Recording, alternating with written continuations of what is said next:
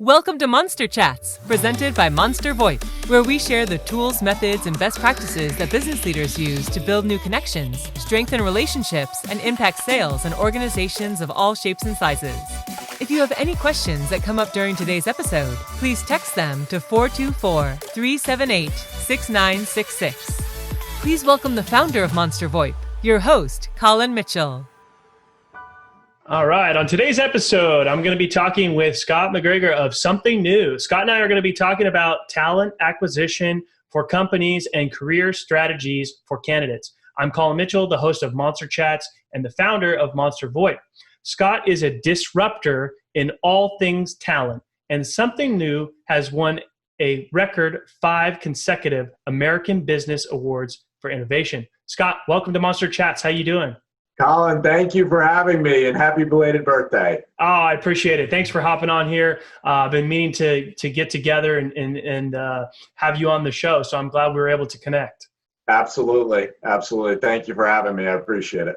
Yeah, so before we jump in, just tell us a little bit about your story, where you grew up and kind of what your path has been, and then we can get into some of the amazing things that you guys are doing over there. Thanks. Interesting time growing up. I grew up in an affluent town on the shore in Connecticut, but we were very poor. So growing up poor in a very affluent town was a very strange way to grow up, but it kind of made me psychotically motivated, I think, from day one. Not probably for the things that people would think. It wasn't for the material things. It was to alleviate the stress that I saw my parents had. I knew Christmas time and birthdays were times when they were going to buy presents that they just couldn't afford, and that's stressful when you're a kid. So I was always super motivated, very into sports. That was kind of that leveled the playing field, I think, to a degree growing up. As a competitive athlete, and then fell into a career in sales. Very quickly got into a leadership position, never looked back, and started Something New 5.5 years ago due to utter frustration with my experiences with the recruiting world. Wow, I think we have very similar stories. I didn't realize we had so much in common. I too grew up very poor, and that's kind of what is my drive has driven me to become an entrepreneur. And I went into an industry and started in sales and worked my way up and was frustrated and said, I think we could do this on our own. It's very interesting. What type of sports did you play, and what level? I was a football player and a baseball player. I wanted to play D1 baseball, but I wasn't a kid who was going to go and go to USC or go to Miami or a big program like that. So there was a program in Connecticut that was D1. Jeff Bagwell, who played for the Astros, was a friend of mine growing up. He was going there, and between that and a recruiting visit, decided to go there. Wound up blowing out my back. And my athletic career came to a screeching halt, and just channeled all of that focus into doing well in school and preparing myself to, hit the ground running. I think I graduated, and I think I started my job, within a week. So I was very motivated. Wow. What was that like, getting injured and realizing that sports weren't going to, take you any further in life? I was realistic enough to know that I probably wasn't going to be a professional player, although I think we all have delusions of grandeur. And certainly if I had known that Jeff, who was sitting on my couch in college drinking a beer, was going to be making $15 million a year with the Astros, I don't know, maybe I would have tried harder, did different things, but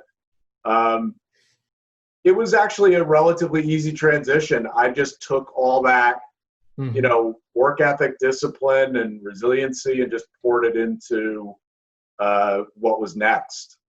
Yeah, and And I've been following your content for quite some time, and you kind of see a lot of similarities in sports and business and kind of what ideal candidates look like. They have, similar qualities to athletes, right?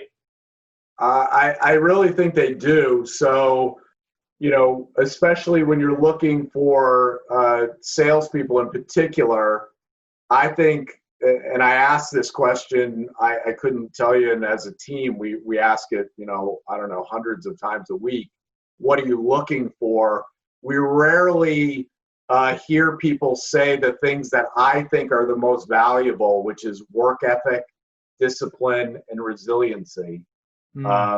So those are, I think people make the mistake of thinking, oh, of course, when I say those to a sales leader, they say, or a CEO, they say, oh, no, of course. But of course kind of implies that, oh, everybody has that. Well, no, they don't. Very few people have a great work ethic, have great discipline, and have resiliency. So those are the three key things that I look for. Obviously, coachability, and there's a whole host of others that help you make really good decisions. But those are kind of the cornerstones. So what are some of the more common things that people say they're looking for when you ask them that question? Industry experience, which I totally disagree with. It's a nice to have. It's not a must have. I could prove that 6 ways to Sunday. I've built very, very large teams myself, and was very purposeful at some points to not take people from the industry because we were doing things differently. So I really wanted people with those core attributes that I knew was going to bring them success. The learning curve, I think everybody overestimates how sophisticated their industry is. People, they look at, well, if they haven't sold a SaaS solution, as if this is like rocket science. Yeah. It's not. It's typically, in my experience, when people are hyper-focused on industry experience, it's code word for saying our onboarding is really not very good. So you better come to the table knowing the buzzwords and kind of all of that. And I think those things are easily teachable. And what about those qualities though, that resiliency and that good work ethic? Do you think those are things that are teachable? I think they're very, very hard to teach. I think there are things you can do to hone those, but those are a little bit more innate. That's tough. So if they don't have it, those are, to me, those are non-negotiables. And the way that we approach talent is through a data-driven approach. So we use very sophisticated scorecarding that's proprietary to us. And that really, it helps people make data-driven decisions. And those things are must-have, so they're weighted differently than other criteria. So you guys have like a series of questions that basically score whether they have those non-negotiable qualities that you're talking about? We have all the attributes. So if it's a chief revenue officer, or if it's a national account manager, or if it's somebody in customer success, the criteria of what you're looking for is always different. Right. But what happens is, in talent, like if I look at any job description, you could go to Indeed and look at, millions of job descriptions, and there are laundry lists of things that people want in an employee. The danger in that is that the thing that's most important and least important they're not weighted any differently. So in our minds, just the way we work, we sometimes overvalue or undervalue things, which is very dangerous. And we fall in or out of love with a candidate for things that really don't predict their success. So using a data-driven approach, which forces you to put those things in buckets. So there are 3 buckets in our world. There are must-haves, there are importance, and there are nice-to-haves. And they're weighted differently. and every decision maker uses the same scorecard. So they're comparing a candidate exactly the same way. Now, tell me, how different is that than what other companies in your industry are doing? I've never seen it before. I actually created it at my last company.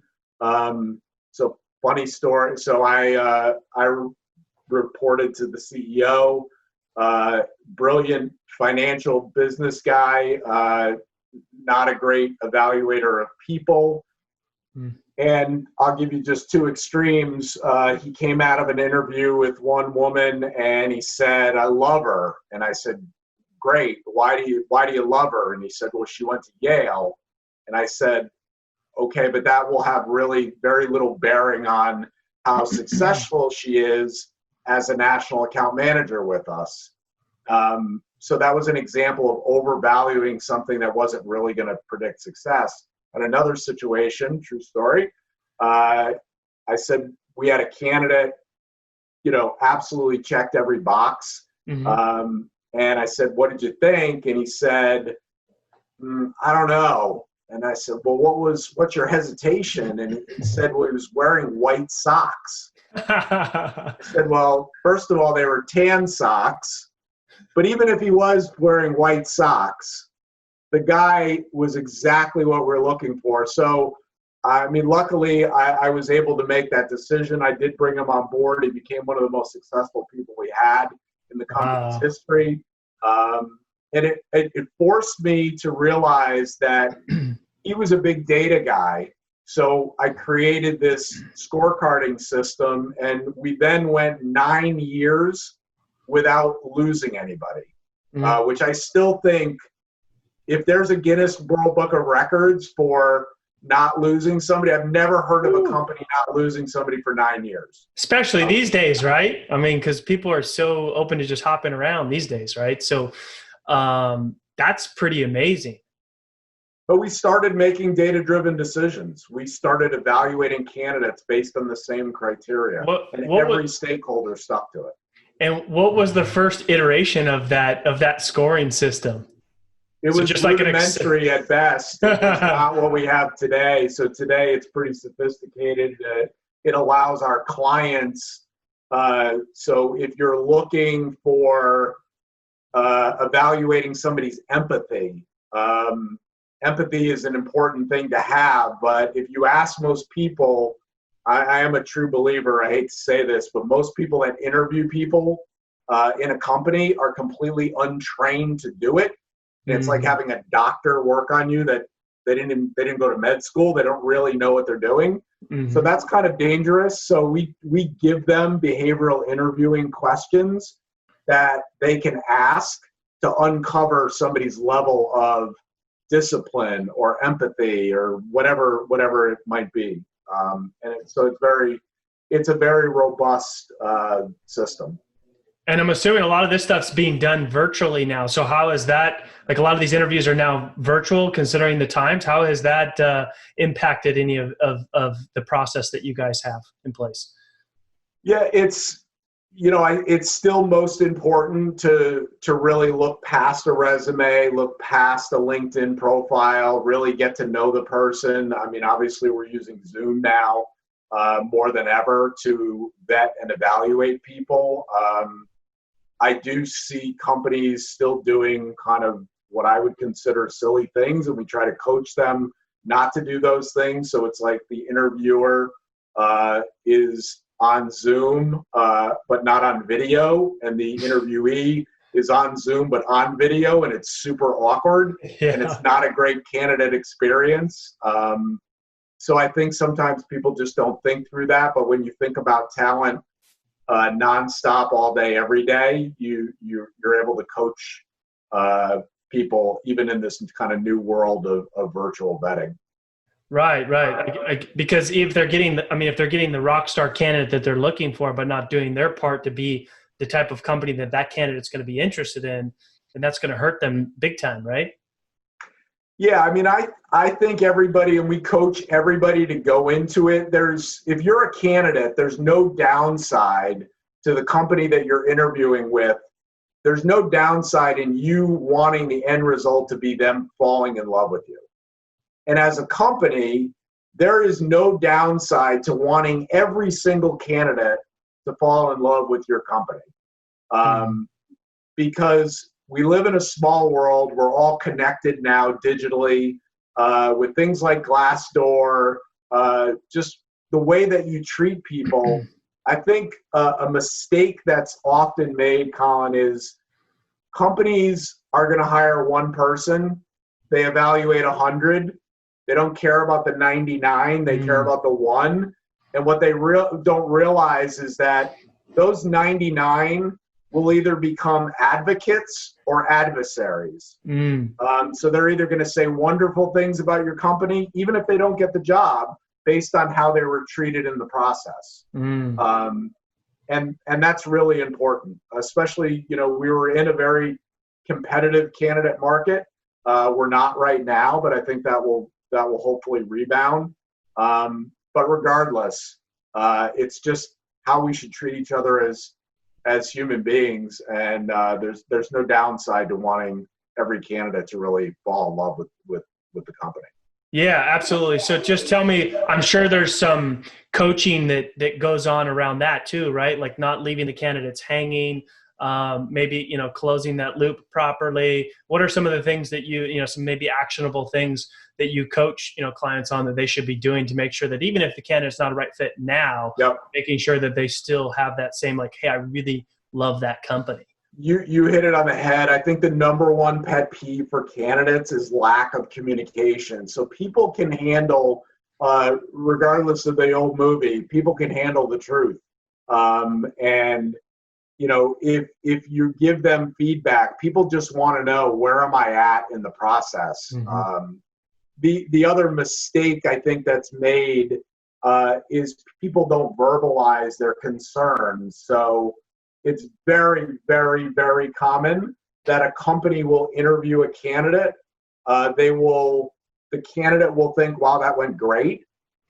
We talk to the client. The client says, I really like Colin, but I'm concerned about this, this, and this. Our next question is, did you address that with Colin? And the answer we get back is no. Well, you have to address it with Colin so that Colin can then say, I can see how you could think that I was a job hopper or whatever, but here's kind of, and maybe they are right, but I think, having the courage to say, hey, this is a concern, because at the end of the day, what do we all want? We all want good fits. Candidates want it, companies want it, but sometimes there's a hesitancy to do some of those simple things. Right, and it's a win on both ends by expressing those concerns, because it gives the candidate either the opportunity to clear up that concern, or if they don't do a good job of clearing up, it just validates that, hey, that really is a concern, and they're not a great candidate for us. Yep. Absolutely. All right, so let's go. Let's shift gears a little bit and talk a little bit more about career strategy and the candidates. Because the job market has changed drastically. Due to COVID, there's millions of people now on unemployment. What are some advice or some suggestions or some things that you can give the candidates, the job seekers out there, on how to either be rock stars in an interview, or how they can maybe change what they're doing, or give them some tactical tips? Yeah, I think it starts with actually having a career strategy. So most people are not thinking multiple steps ahead. And unless I'm talking to somebody who is literally at the end of their career, I mean, even if I'm talking to somebody who's maybe in their 50s, they may have 4, 5, 6 more jobs before they retire. So having a strategy of how to get to your next opportunity and we call it playing chess as opposed to playing checkers, that you're thinking a couple steps ahead and being a little bit strategic. I think it starts with kind of having a strategy. It starts with really evaluating, what do I really want to do? What do I like to do? Not just what have I done, but where is my passion? And if it lies outside of what you've done, how do I pivot to get there? I think that's really important. Figuring out how to use a tool like LinkedIn. I think I hear this all the time. People say, oh, I use LinkedIn. And I look and I see they have a profile, and it's not a very good profile, but they have a profile, but they have no engagement on the platform. Mm-hmm. So they don't really use LinkedIn. They have a half-baked profile. And again, that's a mistake. So another kind of quick tip, most job candidates hyper-focus on their resume. It's a huge mistake. So it's just numbers. So if you were in the market for a job, I would ask you right now at 4:30 Eastern time, how many people could be looking at your resume? The answer is the number you've sent out, 10, 20, 30, whatever. There's 690 million people on LinkedIn that at this very second could be looking at that person's profile. So having a perfect LinkedIn profile and then just transferring that and making that, making your resume perfect, you have to have both. But it's much more important to have a perfect profile on LinkedIn and then to really use the platform to build a brand, to engage, to become a thought leader. It's one of those platforms that gives you such a tremendous opportunity to create your own brand for free and to build a network.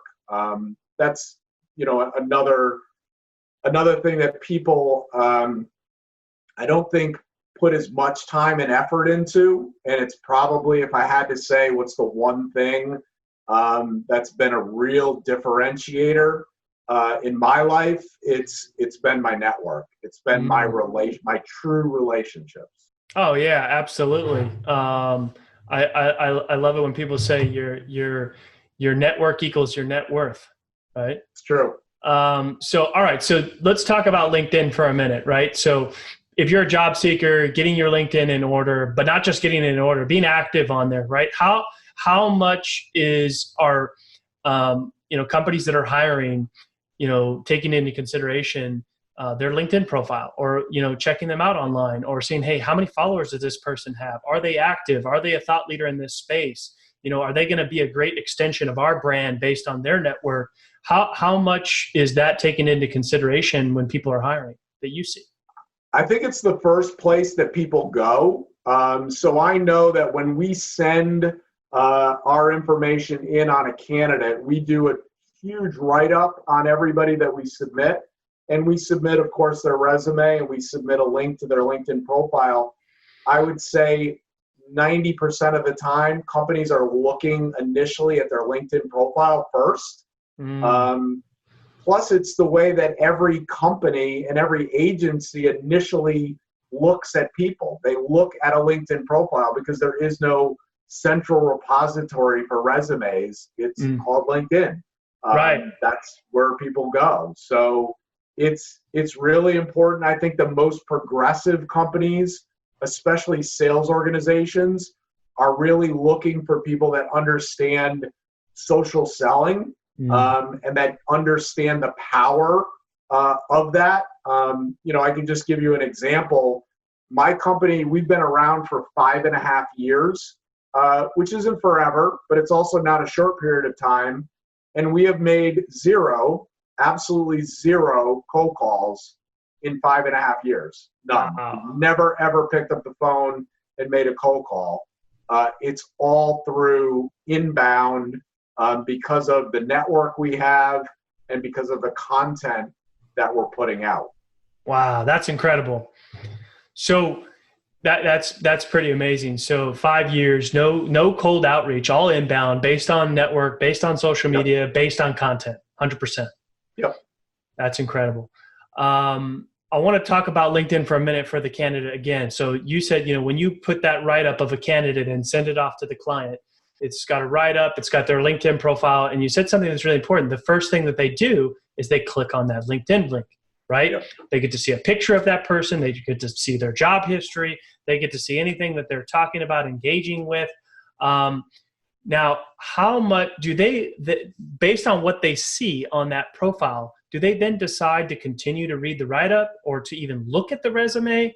Or talk to me about that, because I think there's some things to touch on there. It's a fantastic point. So I think no one likes to hear this, but I think it's true. I think we live in an insanely lazy world where a paragraph seems like War and Peace. Mm-hmm. It's not, but it seems that way. So people don't like to do a lot of reading. They want to quickly look at something. So although we spend a tremendous amount of time putting write-ups together, people will make a judgment based on just, hey, I looked at this profile and it didn't seem to match what we're looking for. Meanwhile, we've spent 2 hours or more because we have a double vetting process. Only 3% of the candidates that we vet actually make it through to our client. So if they get to our client, they're definitely hitting the target, if not the bullseye. So it may look deceiving on paper, but especially in the startup world, you see this a lot where you may see people that have had a lot more jobs than maybe you'd be comfortable with, but oftentimes that's because of an acquisition or it's because of company went out of business, and there's explanations to it. But on the surface, looking quickly, you could say a person's a job hopper. I don't really think they're a viable candidate. And that just validates even more that how important having that polished LinkedIn profile and actually using the platform is a huge component to whether you even get an interview or not. I agree. I think having a perfect profile is just the starting point. Right. It's just you're only a portion of the way there. It's then engaging, whether you're posting content or whether you're engaging with the content of the people that you want to develop a relationship with, as potential mentors or influencers or bosses or whatever the case may be. Well, it's your polished profile. It's then, how many mutual connections? How are they posting original content? Are they engaging with content? What are they talking about? How many followers do they have? Like all that stuff can be found out on LinkedIn in a matter of a minute or less. Yep. And I mean, I don't know. I could almost see a world where resumes go away and it's submit your LinkedIn profile. What do you think about that? I wouldn't be surprised. I mean, it's a resume should just be literally a regurgitation of everything that's on LinkedIn. Right. If anything, a resume is a truncated version of your LinkedIn profile, because obviously on LinkedIn you can embed video and there's so much more. You've got a lot more leeway on the platform. I'm sure that day is coming. Awesome. Hey, so I know we want to save a little bit of time. You guys do some amazing things there. You're always giving back. I mean, I've seen your videos where you're out on the streets giving out things to people in need. You also have a nonprofit. Let's spend some time and talk about some of the good things you guys are doing over there. I appreciate it. So when I started the company, our ability to give back was probably the most important element to me in building a company that really had that as its core DNA. So the problem, as when you first start a company is you don't have any money. So I knew I couldn't just be writing out checks, and that would have been great. But so you have to get creative, and you have to think of how do we give back in a meaningful way.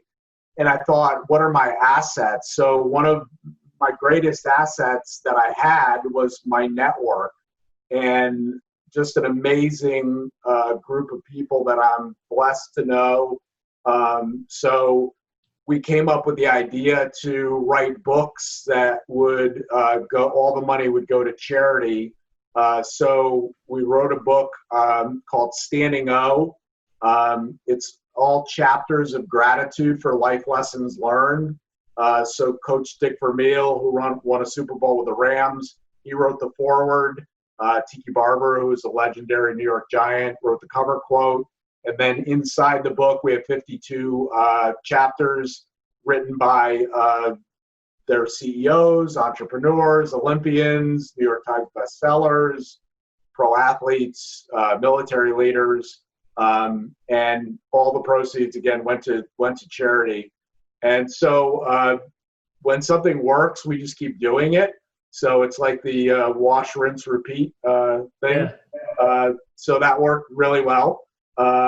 And we said, why don't we do it again? Because we know a lot of people. We have a ton of these relationships. So we put out Standing O Encore. All the proceeds go to the Look for the Good Project. And Heather Monahan, who's a huge influencer, wrote the foreword.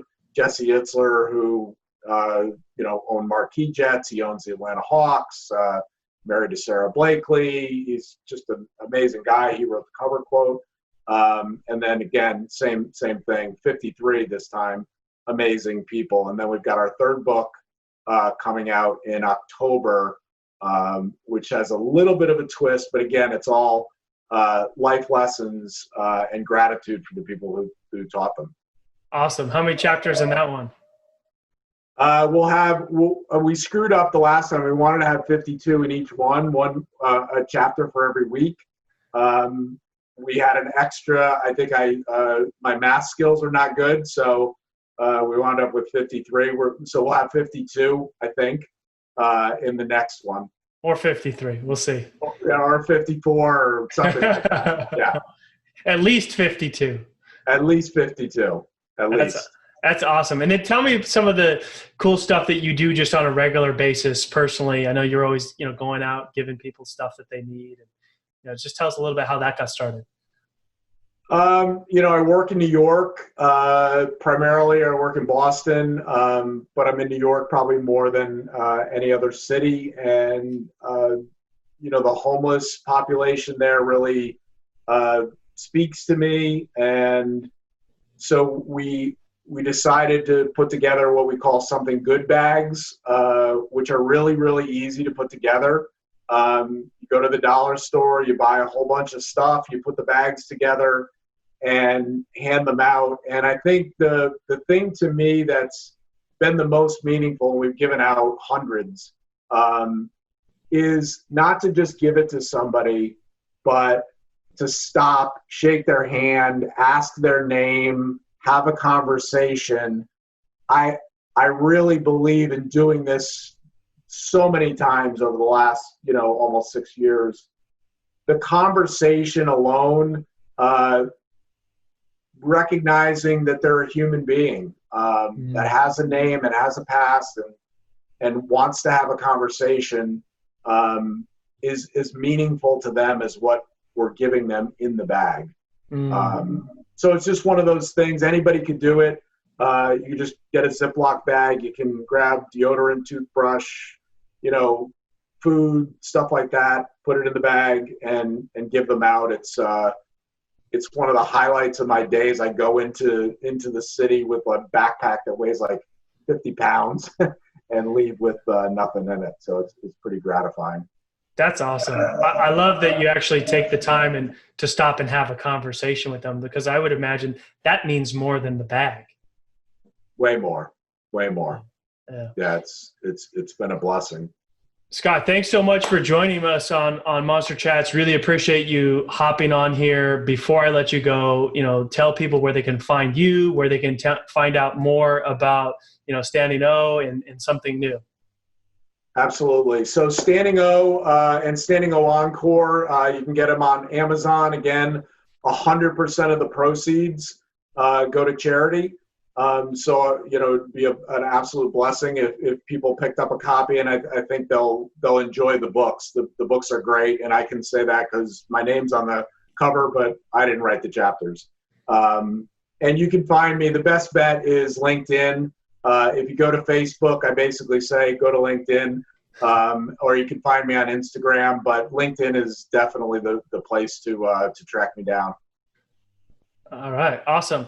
Well, if you're listening to the podcast, please subscribe, share with your friends, and we're listening for your feedback. We'd love to hear from you. The show is all about you. Thank you for tuning in for another episode of Monster Chats, presented by Monster VoIP, where we share the tools, methods, and best practices that business leaders use to build new connections, strengthen relationships, and impact sales in organizations of all shapes and sizes. If you have any questions from today's show and want to reach us directly, please text your question to 424-378-6966.